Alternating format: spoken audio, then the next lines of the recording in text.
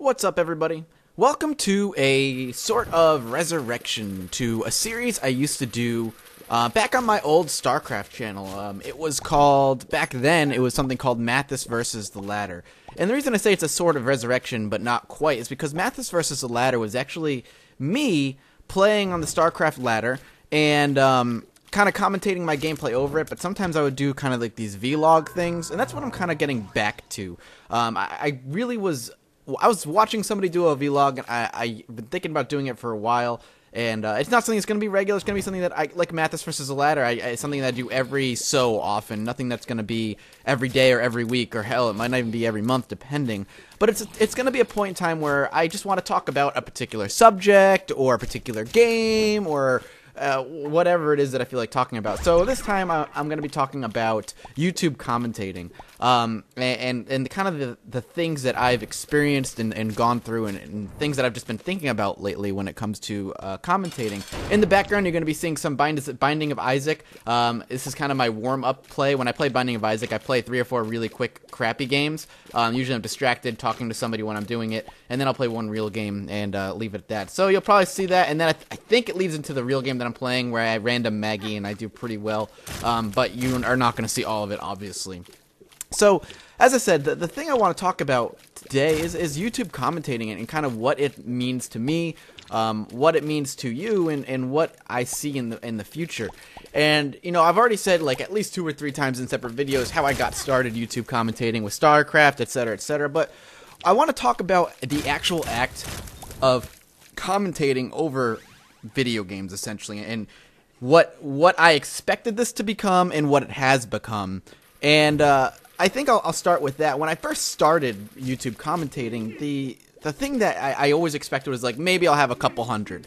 A couple hundred would be great. I mean, I used to picture, you know, oh my god, you know, if I think about it, a couple hundred people listening to my stuff, think about having them all in the same room. That's a lot of people. I would be baffled if I got to a couple hundred. And here I am sitting at 3,000, and it's weird too, because, you know, a lot of times I see, you know, especially with the network I'm in, I see a lot of people who start their channels, don't want to put the hard work into it, and expect to become big, famous, and make big YouTube monies, of which there are none, mind you, and become this big YouTube phenomenon that they think that just comes so easily. All they have to do is commentate over video games and don't put any real work into it, and you see that a lot with little kids and people with just like who are just playing their game and essentially be like, so yeah, I'm playing some Minecraft, and just there's no entertainment value to it. And I'm not saying I'm the most entertaining guy in the world. In fact, I'm probably one of the least. But one of the things I started doing this for was a hobby.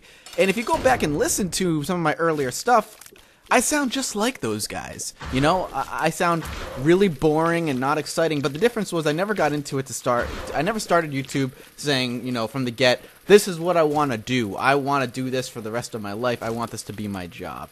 And that's not something that it will ever be, in my opinion. Unless it magically happens one day, it's not something I'm gunning for.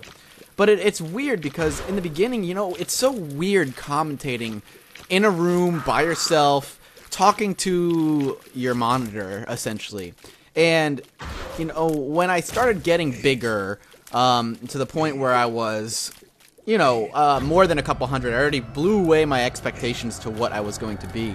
At that point, I remember thinking, it just sounds so weird. I would be embarrassed. I never told anybody what I was doing. You know, this was kind of like a secret hobby until eventually I told one of my friends.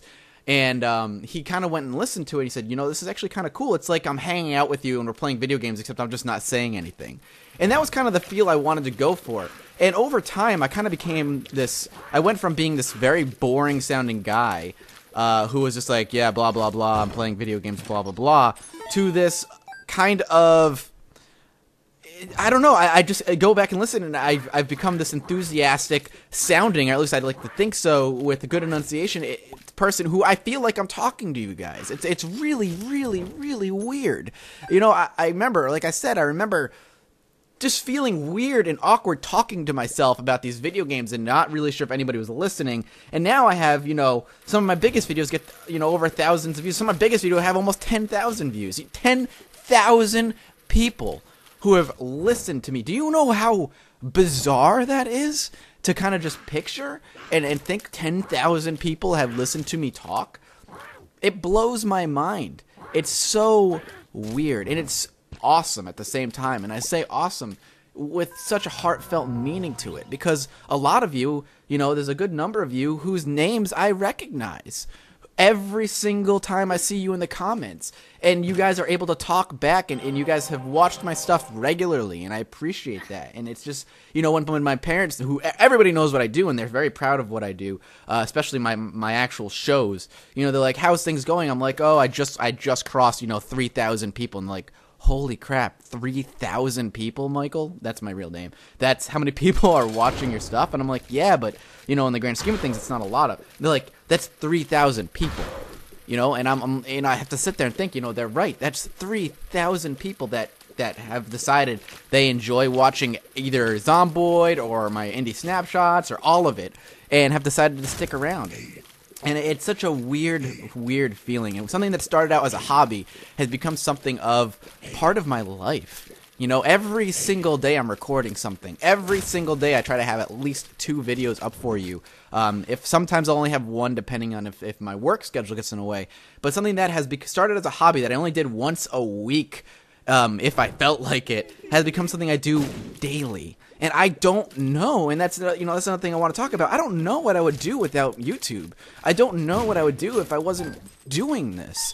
There'd be so much time that I would just have to myself that I guess I'd just be playing games without talking to people. It's just this weird thing, but I can't picture my life without YouTube. It's tough. It's this interesting kind of lifestyle that has kind of grown on me. And I was hanging out with my friends the other night, and he's like, Mike, you talk about how you had a lot of you just certain things that you just don't, you have ADHD with certain things, and you just can't get, you can't force yourself to do these things with like a regularity. And we're talking about a number of different things. And he's like, but yet here I see you doing YouTube every single day, and you've been doing it for over a year every single day. Granted, I've been doing the YouTube thing for a couple years now, but not every single day, and not always what have been doing. And he's like, I don't think it's so much that you had the ADHD that you can't focus on something. I just don't think you had the drive, and you found something that you're very passionate about and that you enjoy, and you do every day without fail, even if it means you lose sleep, which I do all the time. I do it. And, I think about that, and I think, he's right. It's this weird thing that, I've always loved video games since I was 4, when I very first had my Nintendo Entertainment System, and I was playing, Super Mario. That was something that I absolutely loved, and there have been plenty of times my parents had to ground me, quote unquote, and take video games away from me because of my, kind of obsession, I guess, for them, or love for them, I prefer to call it. And now, it's literally an integral part of my life, and my parents are proud of what I've accomplished. Becoming this weird internet personality who plays games, and this kind of person that what I hope that you get away is you don't come to me because I'm Toby Turner, or because I'm PewDiePie, God forbid, or because I have the cynical nature of Total Biscuit. I hope you guys come to me because, for me, though I do give my opinions, I hope you do respect my opinions to some degree. For me, what I want it to feel like is you're coming to hang out with a friend for a little while. I want you to feel like you're coming and hanging out with somebody that you've known, and you're just playing video games with them for 10 to 20 minutes, maybe 40 minutes a day, and just hanging out and relaxing. And that's what I really hope is the kind of feel you get. And I'm curious, why do you guys come to me? I think that's what I'm ultimately going to end this video with. Why do you guys come hang out at my channel? What brings you here? And I want to know, so sound off in the comments below. So again, this is going to be a series that will kind of make a return, where I just talk about subjects, and YouTube commentating was the first thing I wanted to talk about. Thank you guys so much for watching, and I'll see you next time.